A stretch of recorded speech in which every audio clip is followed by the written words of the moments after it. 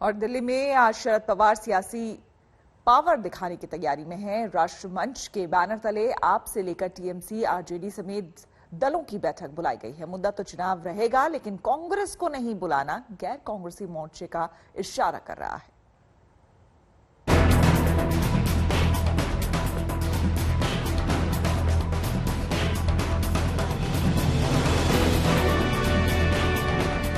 सियासत की इन्हीं 3 तस्वीरों ने राष्ट्रीय राजनीति की नई मोर्चेबंदी की सुगबुगाहट दे दी। पहली तस्वीर एनसीपी चीफ शरद पवार के साथ ममता बनर्जी के राजनीतिक सलाहकार प्रशांत किशोर।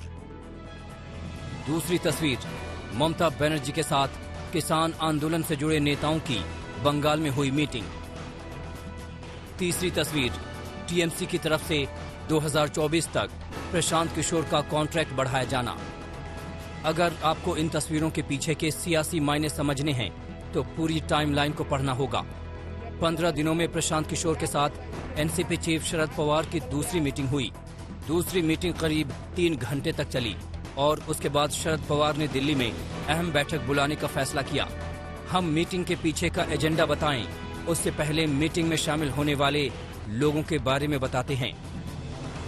आज शाम 4 बजे होने वाली मीटिंग के मेजबान शरद पवार होंगे, जबकि मेहमानों की लिस्ट में विपक्ष के नेता, बुद्धिजीवी और पूर्व अफसर होंगे। लेकिन राष्ट्रीय मंच की मीटिंग में कांग्रेस को न्योता नहीं भेजा गया है। इसी वजह से तीसरे मोर्चे की चर्चा गर्म हो गई।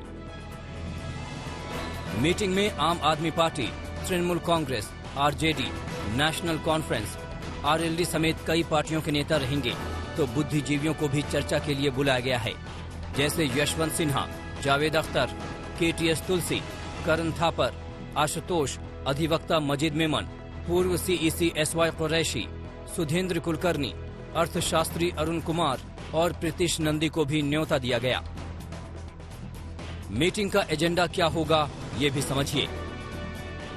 एजेंडा नंबर 1 2024 का लोकसभा चुनाव। एजेंडा नंबर 2 देश के राजनीतिक हालात। एजेंडा नंबर 3 विपक्षी दलों को एकजुट करना। एजेंडा नंबर 4 कांग्रेस मुक्त तीसरा मोर्चा।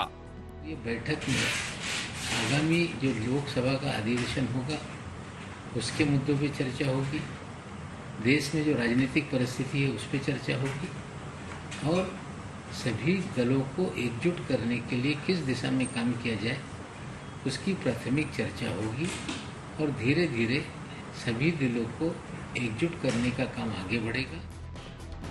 नए समीकरण साधे जा रहे हैं और उस चेहरे की तलाश हो रही है जो राष्ट्रीय फलक पर पीएम मोदी को चुनौती दे सके।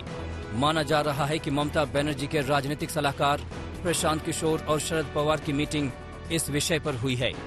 मकसद साफ है, 2024 में मोदी के खिलाफ विपक्ष को एकजुट करना और विपक्षी दलों को एक धागे में पिरोने का जिम्मा शरद पवार को सौंपा गया है।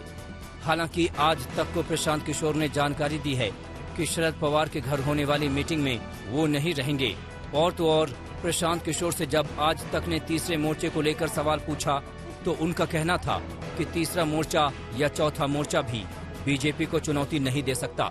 अब सवाल है कि दिल्ली में शरद पवार के घर होने वाले मंथन से क्या 2024 में मोदी को हराने का फॉर्मूला निकलेगा। ब्यूरो रिपोर्ट, आज तक।